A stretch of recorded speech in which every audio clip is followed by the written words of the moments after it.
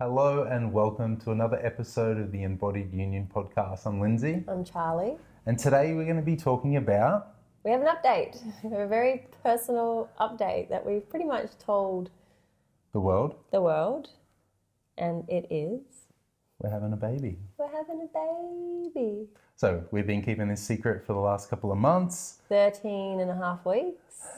Charlotte's been doing such a good job. Yes, I have. It has been a job.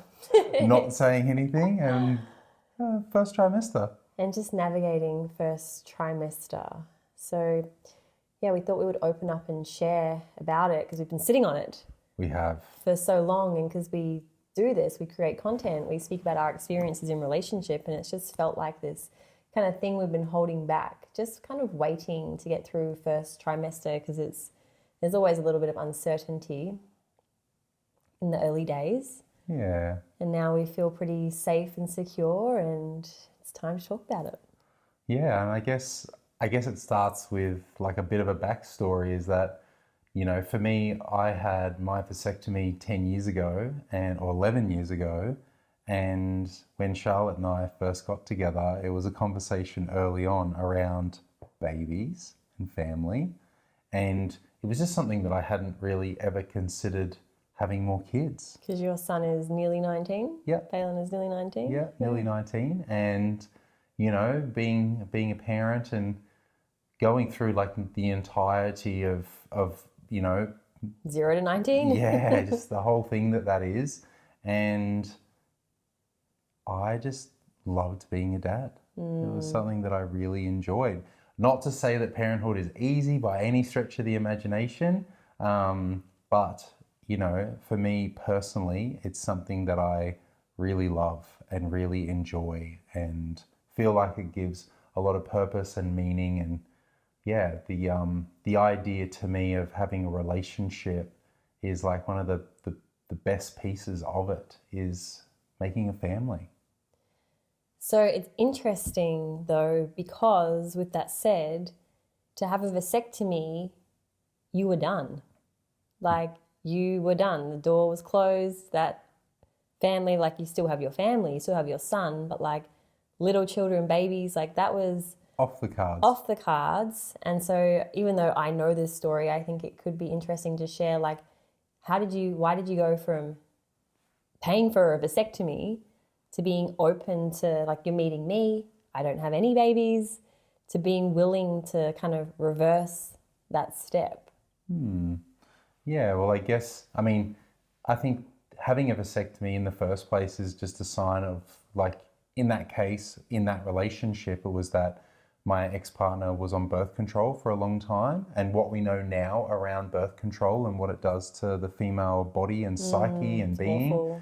It's not ideal. And so I was always thinking, well, is there something that I could do?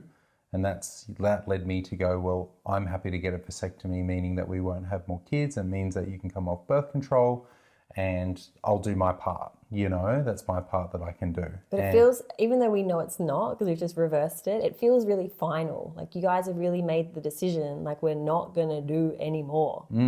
Well, and that's the thing. I think that people that are listening in is like being open to the possibility that, yes, in that chapter, in that book, in that life that I had where I was married and fully committed, that when the circumstances change and the relationship ends, that a new book and a new chapter, basically a new book, can start. And that's what I really got clear on when we met and we got together. It was like, this is a whole new book. This is a whole new story, So I think for anyone that's kind of going through something similar, it's recognizing that, your life has many chapters and many different iterations. And so to me, it was not thinking, well, I'm done with kids in that relationship for sure, but doesn't mean that I'm done being a father or done having more kids. And I suppose because the time that you got the vasectomy, there was no thought of divorce, So it's like feeling like you were done with children. Correct. And that door was closed. You guys were perfectly happy with that decision inside that relationship. Correct. I was 30. Balin was 10. It's young though, also to like shut the door. Well, being a father at 21 is young as well. Totally. So, you know, for us to be 13 years into our relationship at the time and to go, yes, that's what we want to do, seemed perfectly reasonable. And it was like, you know, in the back of my mind, I knew that I could get it reversed, like it's possible. You always knew that. But I knew that it was also, you know, 5 figures to get it, you know, to get it reversed back. So I was always like, well, hopefully I don't. Interesting. And because when I met you, I had just always been a maybe. You know, like babies had never felt like a strong yes. It always felt like something that I didn't want to not have the experience of, but I also felt and still feel very attached to the lifestyle that I live. Like very much a lady of leisure, very much I've been my own boss my entire life, very much like create my life as by my design from the moment I wake up with lengthy morning practices and just get on a plane and just do whatever I want. There was an attachment to that always kind of had kids just be, if it happens, it happens.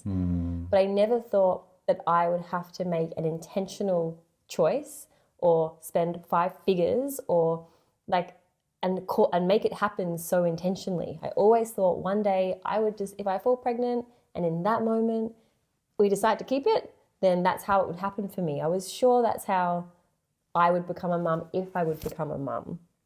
So meeting you, but it was interesting because meeting you, my maybe for babies, just turned into a yes. And I think lots of women can resonate with, you're kind of a maybe until you meet a man that feels like, oh, this guy I could do this with, you know. So a meeting, and I also think there's probably a part of the fact that you've had a vasectomy, so I can't. It's like you're telling me that I can't. Probably is like, well, I want the thing that I'm not allowed to have. But there was lots of factors meeting you that turned my maybe into actually I don't want it to be ruled out for me. It's definitely not a no. So I want the opportunity. Totally. And I think for me too, like that really kicked in really strong for me early on. Like we're probably going to get into like more of how it all happened, but the just the desire there. Like I just know that relationship really is built on, like long-term relationship is built on family and connection and kids and those sorts of things. And I just thought, like, if I was committed to my ideal relationship, how would it ultimately look regardless of the time frame, is like I would have kids with my person, you know. So it was just like, to me, it was a no-brainer. It wasn't something that I was thinking about in the interim, because to be in honeymoon energy and to want to have a baby really like cuts the honeymoon energy down, if that makes sense. Like, not for everyone, but I just thought, you know, it's something that I thought, oh, well, it's something that I'm getting to experience with you. And, you know, knowing what we know now, we easily would have felt pregnant way sooner had I not had a vasectomy already. Yeah, definitely, I feel that to be true as well. It's like once I met you, it really, like I'd struggled with my hormones and my bleed for years. You know, I was on birth control for 10 years. I was a big faster and under-eater and I had an eating disorder and I didn't bleed for 4 years at one point. And so there was this story I had that I might not even be fertile, you know, like I've never fallen pregnant before. Like it seems a bit wild, like haven't been the safest inside of my relationships and I've been off birth control. So I had this story that maybe I can't get pregnant because of just being underweight and malnourished. And I'd healed most of that before I met you. But like also meeting you, I feel like turned my fertility on. It was already like healed and feeling pretty good. My cycle was just starting to come back in. And then I met you and my cycle like switched to this beautiful, perfect 28-day cycle. Like just loved my bleed. And there was something about being in a safe relationship that I feel like balanced my hormones. I don't know if other women can resonate with that story. It sounds like a bit like, yeah, sure. But I honestly believe that being with you kind of just, I don't know, sorted things out a little bit. And I knew I was fertile. Like I knew I was fertile from the moment we like became serious. And so, yeah, if you hadn't had the reversal, I think we would have been pregnant a lot sooner. But I suppose that really speaks into like making the decision to have the vasectomy reversed. We were told that it might not work, you know? Like Yeah, was it 50 to 70% 50 chance? to 70% chance it would work. And if it did, it would take up to 6 months for like your semen to kind of run through a few times and just not to expect anything. And I had people say to me, like, I'm praying for you. I hope it works. Like, oh my God, I hope it works. Like, I've got everything crossed. And I was like, I'm freaking fertile and he is robust and fertile. Like, I just knew. It wasn't a doubt in my mind that it wouldn't work, but the odds, they weren't necessarily in our favor. Totally. And I think, yeah, and here we are. And here we are. And like, again, we were told it would take up to 6 months, no guarantees. And it took 3.5 weeks. It was, Lindsay you had your surgery. End of May. And he was like pretty horizontal and in recovery for maybe 2 weeks. Yeah. Then the recovery started to speed up and the doctor had said like you can have sex after 7 days, but there was no way. You were pretty busted up. No way. No training. Took a whole week or 2 off.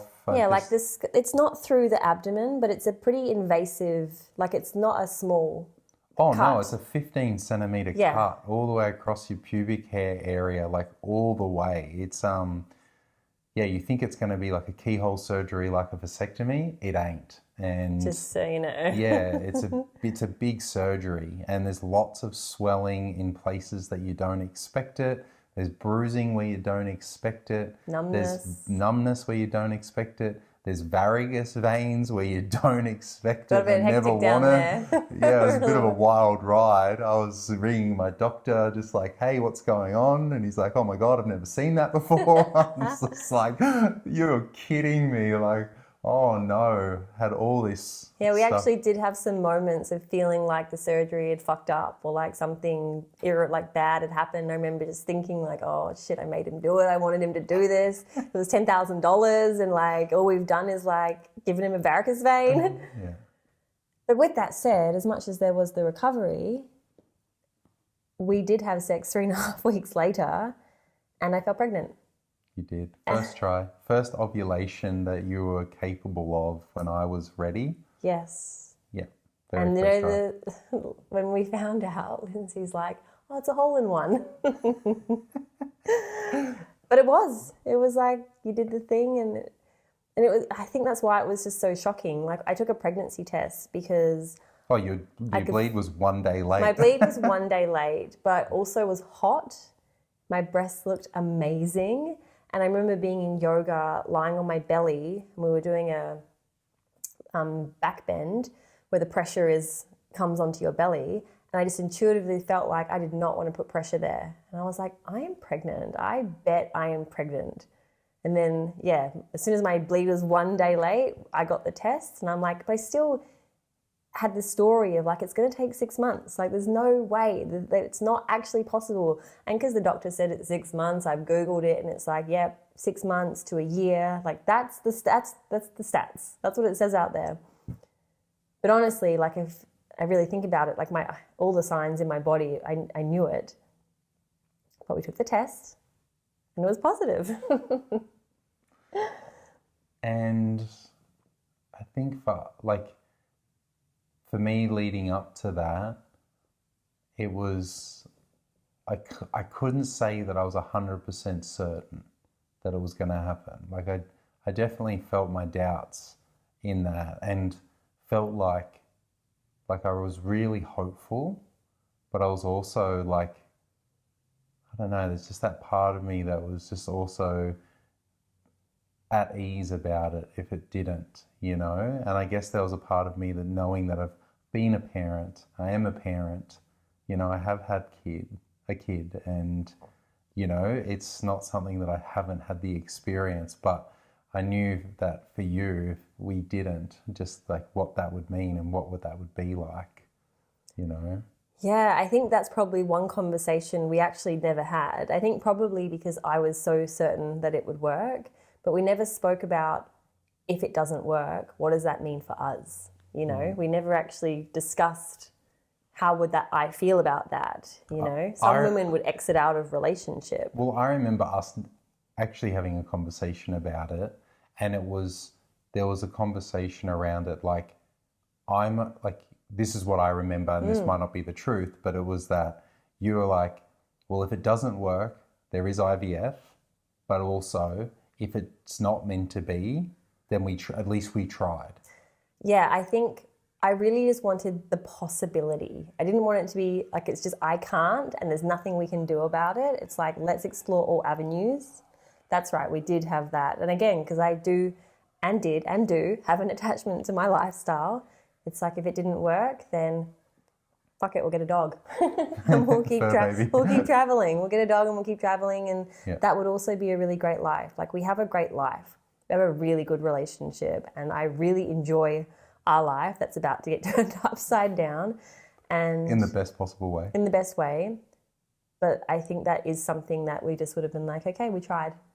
Yeah. I think I would have taken us down the IVF path, but I'm really glad that we didn't have to do that. Yeah, and like, you know, I think of that, I have so much compassion for the people that try for years and have spent, you know, $100,000 on all the IVF and all the different ways and the compatibility, and just like my heart actually like pains me to think for people that are just so wanting children and so wanting to be great parents and have that dream of being able to do that and are unable to, you know. Yeah. So just lots of gratitude and compassion. Totally. And I think that kind of opens up the question that I did receive. I had a woman reach out and just ask me, like, what did we actually do to prepare? Like, how I kind of interpret that question is, like, preconception, like what did we do to make sure that we had the best chance of it working? Yeah, well, I guess you were really instrumental in that with me. You've got a friend that... I have a beautiful woman in my life who is an Ayurvedic fertility specialist, and she actually recommended that we do... Well, the first thing to say is that Lindsay and I are healthy. We are healthy people. I am the most healthy. Yes. I am the number one healthiest. I'm about to say, I have probably candida and like some high cortisol. So I do like a bit of sugar. So I wouldn't say I'm as healthy as Charlotte, but I am do agree. Extremely healthy. So I think, for one, before we did anything to prepare for preconception, I'm already living an extremely healthy lifestyle. And like I said, I just knew I was fertile. I knew my cycle was healthy, which I think is in part to do with the fact that we have a really beautiful relationship, a really safe relationship. Like, I think that is part of how we created ease in fertility, by just having an epic relationship and having the skills of relationship, by being healthy people, by having cycle awareness. Like, I know my body, I know my womb, I know my bleed, I know my ovulation. So I think that's kind of the baseline. But then, as I was saying, beautiful friend, Ayurvedic fertility specialist, she recommended we do a cleanse to kind of do the best thing that we could for Lindsay's recovery, have his body be just so nourished so that the surgery could go as well as it could. And so I did it with him, and we actually did an Ayurvedic khichdi cleanse, which is just extremely nourishing, gut healing foods. We did a couple of herbs on her recommendation as well. I think we had some triphala for like cleansing the gut. We had ashwagandha. I took time off coffee. Lindsay stopped drinking coffee. There's obviously like no alcohol. Like, he was on khichdi, 3 meals a day. We might have done 10 days or something like that. Yeah. And then it was like a slow ease off. But we just, that's, to be honest, that's all we really did in terms of adding in something new and different. But I really think, like, just because we are healthy in ourselves and we have a healthy relationship, I think that is what created the most amount of ease in our fertility. I agree. It's just, you know, like, I think we did what we could and we do what we do already. Yes. Like, it was just, there was no doubt. There's no doubt we have like a really there's lots of safety, trust, and respect. The fertile ground is fertile in that sense. Yes. Yeah, like that's the thing. Like in other relationships, I have been off birth control and not been the safest inside of sex, but I didn't feel fertile. I kind of knew that I just didn't. And I know there's all these factors around me being on birth control and under eating, but it's just, there's something really to be said about coming into relationship with you and having my nervous system settle and me really earning my secure attachment that I really believe has had like my hormones balance themselves. Yeah. It's like, I don't know if as a woman, maybe you resonate, if I don't feel safe, and not safe can be I'm out camping and I'm freezing, then my bleed won't come on. You know, my bleed might be a little late because I need to get home, I need to be in the environment. Like if I'm traveling, if I'm on an airplane, sometimes that can throw it off. It's probably too much information as this, but same with like bowel movements. If I'm like not in my comfy, warm space, everything in me can kind of stop and hold on. Yeah. So it's just, to me, it makes so much sense that because my relationship is so safe, it's just like my hormones, my body is like, oh, we can build a baby. We can build a baby because like everything's good out there. So I think to answer the question of how did you prepare, we work on our relationship. We have the skills of relationship.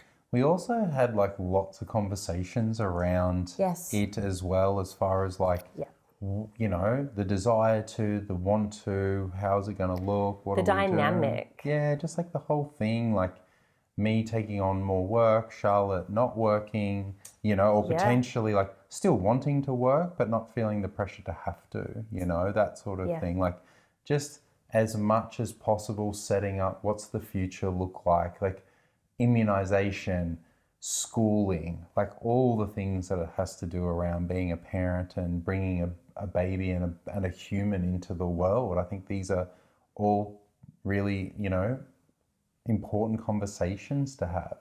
I think that is so important. Like in our relationship, there's no conversation that's too big or too much or not allowed. And if I need to have conversations multiple times, like Lindsay will sit with me.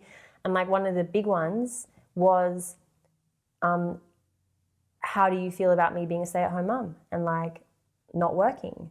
And so we had that conversation way before we even had the vasectomy reversed, you know, because you need to make sure that your values are aligned. I think a lot of couples move towards pregnancy without having these conversations, and then all this stuff gets exposed, and a woman could be sitting in fear around, well, can I actually stop working? Like, I don't actually know how you're going to feel about that. Like, are you able to step in with provision? And suddenly you're in this situation where you don't want to be in stress because you're growing a baby, and you're having to have these conversations, and you might realize actually we're not quite aligned. So like we had all the hard conversations months, years, but way before. And I think so that just mentally has had me prepared as well. It's like, this is the man I choose to do this with. I'm going to choose to do this with because he wants to do it in the way that I want to do it. And yes, we'll figure it out as we go as well. But we knew that we were on the same page with the things that really matter the most. Yeah. Yeah. I think that, like you say, super important. I think the listeners that have brought some questions and that sort of thing, it's just like, hopefully that answers that and gets clearer. And having some outside support around that if you need it, you know, like, for some people, that might be a really tough conversation to have, or not know what questions to ask, you know. So it could be something that people bring to their awareness. Knowing what your values are, knowing what each other's values are, and what kind of child and family and screen time and where you live and all those things, I think is so important. Definitely. Yeah, I think another big one is just like knowing how human we both are, and like we have little habits that we maybe, like I would say your scrolling and screen time. I would just say some of my projection and the way that I can be when I'm triggered. These are things that we are aware of now, we work on them now, and we know once we have this little human that we are modeling relationship to, we're going to have even more conversations around like what are the things, like what behaviors are we going to allow our children to witness, you know? And we're happy to have those conversations without either of us being defensive around our habits and patterns, because we've already talked about it. We already know these sides of ourselves. Yeah, for sure. Because it's like, for me with my work, it's like having an office, having it at home, or maybe even thinking about having a office outside of home if I have to. You know, things like having phones around babies and just having it be phone just stays in the office. Like, I actually don't need it for anything. You know, nothing is that urgent, you know, and considering those sorts of things, because it's so easy just to slip into bad habits. And then those habits are then mimicked and picked up and ran with, so to speak, when it comes to having kids.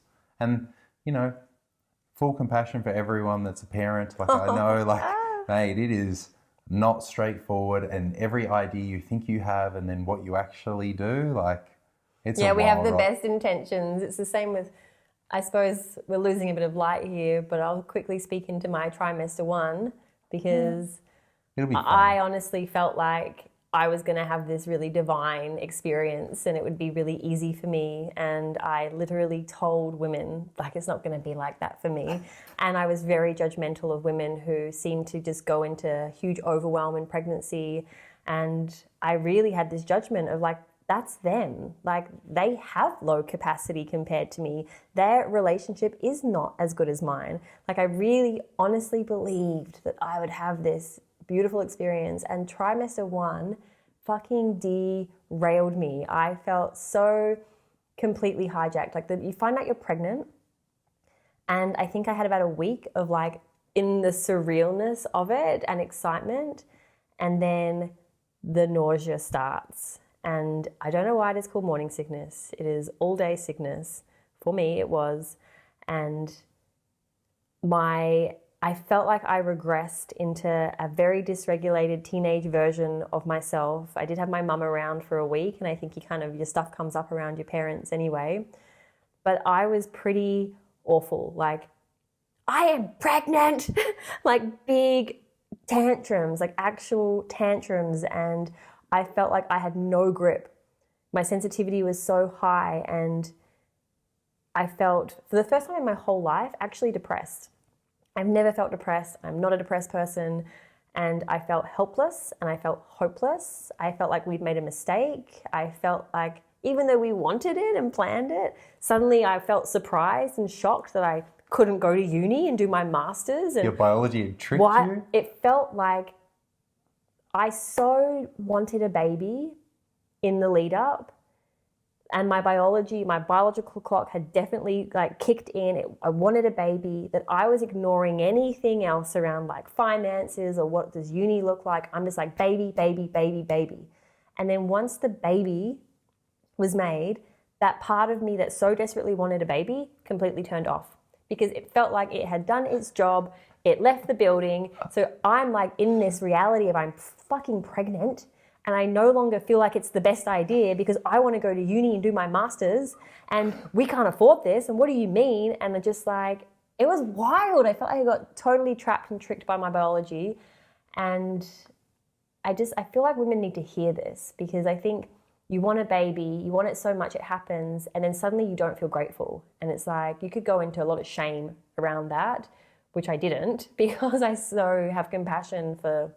Well, it's the grief, right? You go from the wanting to the having. The wanting to the having, and then suddenly you really do realize that things are going to change. Like, uni is going to have to be put off. There's no question about it.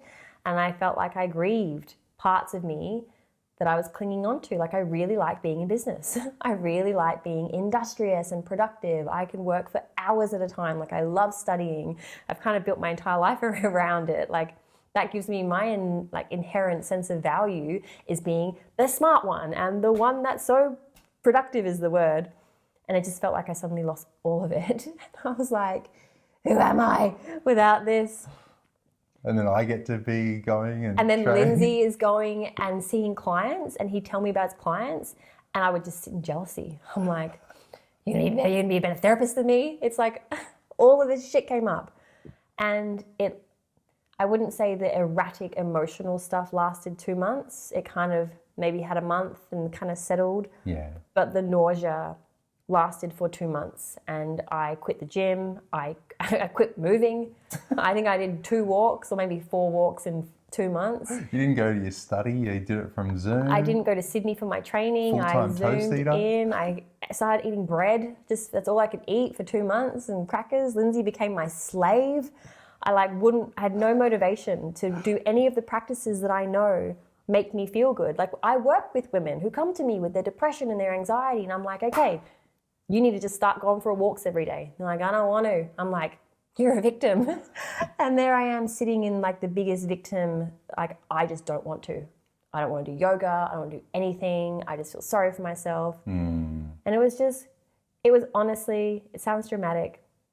It was the hardest experience of my entire life. You can't eat anything. Like, everything is repulsive and disgusting.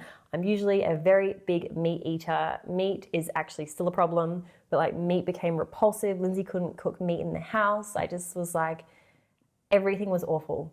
So much fun. I remember saying to women, I'm like, I can't believe you would ever do this again. I'm like, Lindsay, we can never do this again. It better be twins because I'm never doing this again. And everyone just kept telling me, you forget.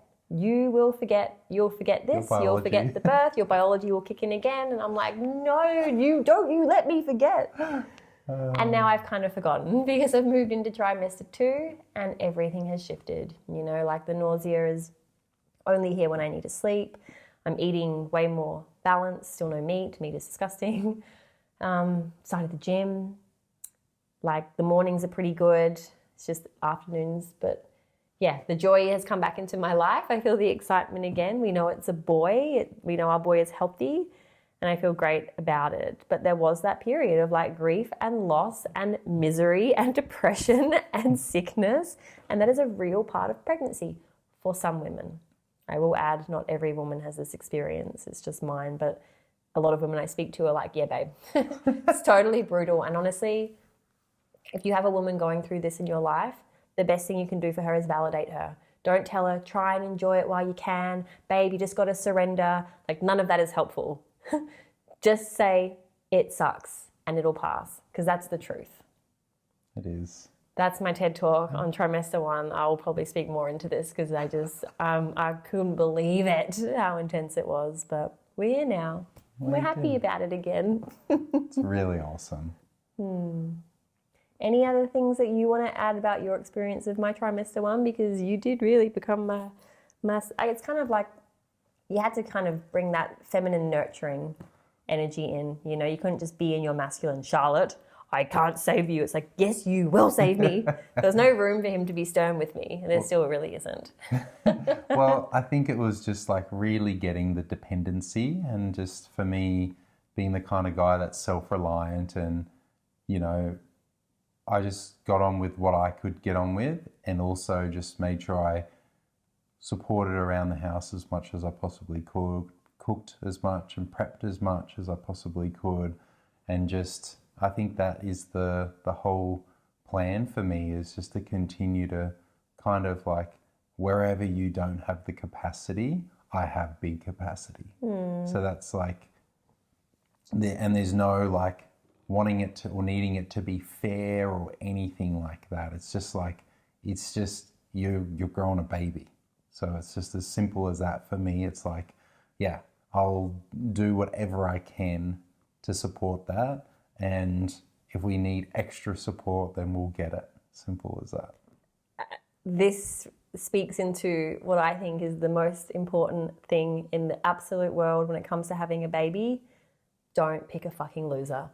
Like, the partner, the person that you choose to do this with, it is the most important thing. I cannot imagine doing this with a man who is super dysregulated, who cannot pick up where I am dropping, who can't be soft when my sensitivity is up, who doesn't have a hold of his stuff, who can't be resourced, who's not willing to be like, babe, I'm going to provide. Like, I'm so glad I've picked a man like this. I think that's also why I had to wait until now so I could do it with you, because I'm in so much relief that you are you.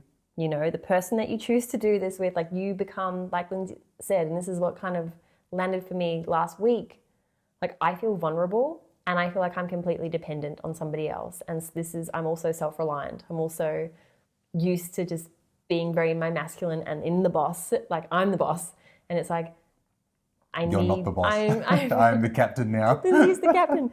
So you need somebody solid. It's honestly just look at the person you're with. Is that somebody who can hold you when you like the initiation is so huge? Yeah. Pick wisely. Yeah. And also too that you're also picking a partner and a family to, you know, do it with as well, and making sure that you got support. Like that's something that I learned many years ago, is like not doing it alone. Like whatever you do, you know, if you need to be closer with family, or, you know, I would always recommend that, you know, the woman is close to her side of the family if possible, because it just means that the support has a little bit more ease to it if the relationship's good for it. You know, it's always a bit trickier because it really does take a village. It really does. Yeah, I'm in no delusion that we can do this just by ourselves, and I am so glad that I don't have a block around asking for support, asking for help, because I know we're going to need it. We absolutely are. We're not in it alone. No. All right, my love. It's getting dark. That is our update. There'll be more to come. If you are in a relationship and you want to prepare for your fertility by cleaning up your relationship, or if you're already pregnant and it's like, shit, we need Now's the time. Now's the time. Like, you know, that is the work that we can do with you. I think that's all I would say. Yeah, follow me at Lindsay B. I am Charlie S. Hannah, and we have the Embodied Union account as well. All right. We'll give you another update soon. I'll have a bit more of a bump, maybe. Yeah. Love you, critter. I love you. Thank you.